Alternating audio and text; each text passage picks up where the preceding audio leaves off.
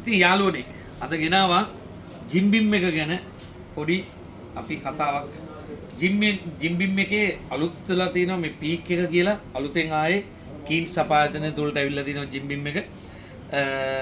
එතකොට මේක පීක් කියන එක මේ වල් පේනවා.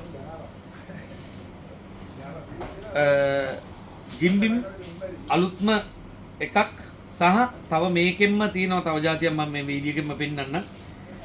මේකට අඩංගු කරලා තියෙනවා වැනිලා සහ කැනමල් ඒ වගේම තමයි සුවඳ එක එක જાති වල මල් සහ සාදල තමයි විශේෂම දේ තමයි මේ මම ඔය හැමතිස්සෙම ඕක් බැරල් කියලා කියන්නේ ප්‍රංශේ ඔය අපි සාදන මේවා පදම් කරන්න අපේ භාෂාවෙන් පදම් කරන්න ගන්න බැරල් තියෙනවා ලී එක එක බැරල් තියෙනවා. එතකොට ඕක් බැරල් කිව්වම ඒක ගොඩක් ඒ කියන්නේ ප්‍රසිද්ධ ගොඩක් පදම් කිරීමේදී හොඳ දෙයක් කියලා තමයි කියන්නේ බැරල් වල. එතකොට මේ බැරල් එකේ තියලා අවුරුදු 4ක් මේක පරණ වෙන්න තියලා තමයි මේක ස්පීඩ් එක සාදන්න අරන් තියෙන්නේ. ඒක තමයි මේකේ විශේෂත්වය. ඉතින් දැන් ඔයාලට එන්න පුළුවන් මෙන්න පීක් ජිම්බිම් වල ගොඩක් අය ඉන්නවා අපේ නාපෝලියේ. වටේ ගෙනියන ඇත් ඉන්නවා ලංකාවට. මෙන්න අලුත් එකක් අපි ළඟට ඇවිල්ලා තිනවා මේ විදිහ කීන්ස් සපායතනය තුළට. ඒ වගේම තමයි මේ තියෙන්නේ මීපැණි ඔරිජිනල්ම මීපැණි වලින් සාදන ජිම්බිම් එකක්.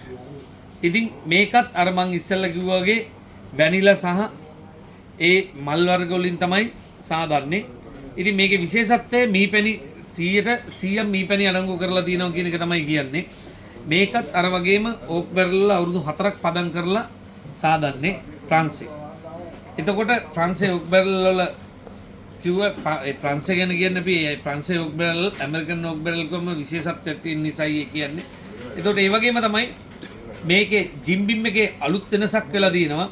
දැන් ජපානයේ මෙන්න මේ ආයතනයේ මේ බෝතලේ තියෙන මේ ආයතනයේ තුල තමයි යටතේ තමයි දැන් මේ ජිම්බිම් එක තියෙන්නේ. ඉතින් තවත් විශේෂත්වයක් ජිම්බිම් කම්පැනි සම්පූර්ණයෙන්ම ජපානයේ මේ කම්පැනියත් එක්ක මේක සාදන මේ කට්ටිය එක තමයි දැන් වැඩ කරන්නේ. ඒතකොට තවත් ක්වොලිටියක් වෙලා තියෙනවා. ඉතින් මීපැණි එක සහ පීක් එකකින් තියෙනවා එන්න කීන්ස් සපායතනයට අලුතෙන් ಜಾති දෙකක් ඇවිල්ලා තිනවා ජිම්බිම් එකේ බොන අයට ඔන්න හොඳ දෙයක් ඇවිල්ලා තියෙනවා.